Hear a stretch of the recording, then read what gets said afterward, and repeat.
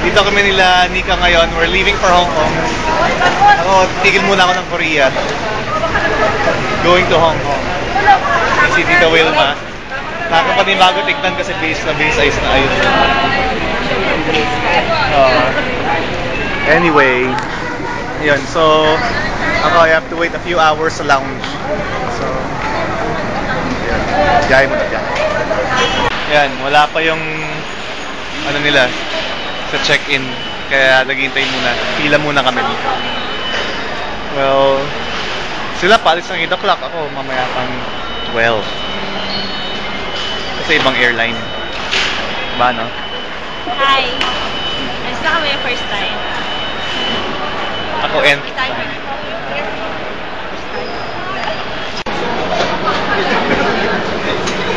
si Nika nadulas. Kasi matigas ang ulo. Kala ko lang. Kaya check-in na sila ngayon. Bigyan sila ng window seat. So, ito sila ngayon sa Cebu Pacific. I'm on a different airline. So, ganoon lang talaga.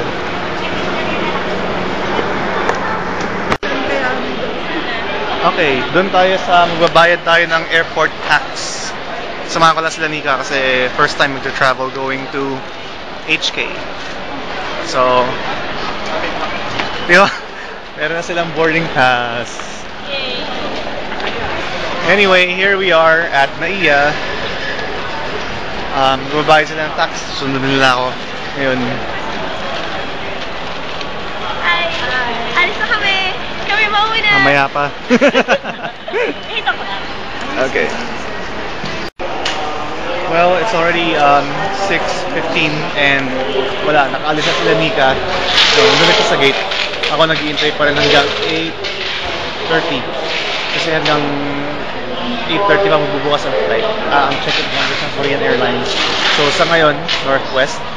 After that, Korean Airlines. So, tayo nakakapagok. So finally, after a few hours of waiting and yun, nagbota lang ako sandali tapos open na ang check-in counter soon ng Korean Airlines. So, in a while.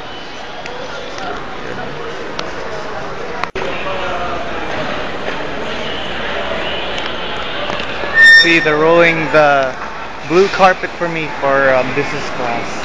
And ako ang una na passenger or business class, diba? Kasi masyadong maaga. Yeah. Anyway, this is me checking in, and there's Pia behind me, finishing my boarding pass. Lagay ko sa YouTube. And yeah, she's gonna give me an invitation for the Korean Airlines lounge. Well, her printer's not working. Anyway, in a while, nandun na tayo sa lounge, so yan lang, bear with me. So this one is my invitation. She just gave me an invitation. This is it. Anyway, thank you, Pia. You're welcome. Bye. Make sure you fill out your immigration card and there's no more liquids and just for your Yeah. See? Very caring. Bye-bye. Alright, thank you.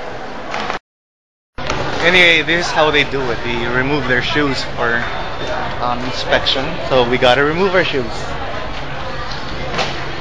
There you go. And then hand them over the shoes. Anyway, kararating ko lang guys sa security and they really make you remove your shoes.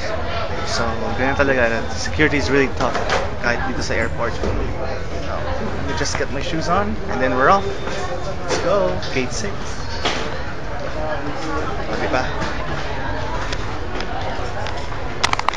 Anyway, we're off to the gate of Korean Airlines, which is gate 6, and then park muna tayo sa... Where am I?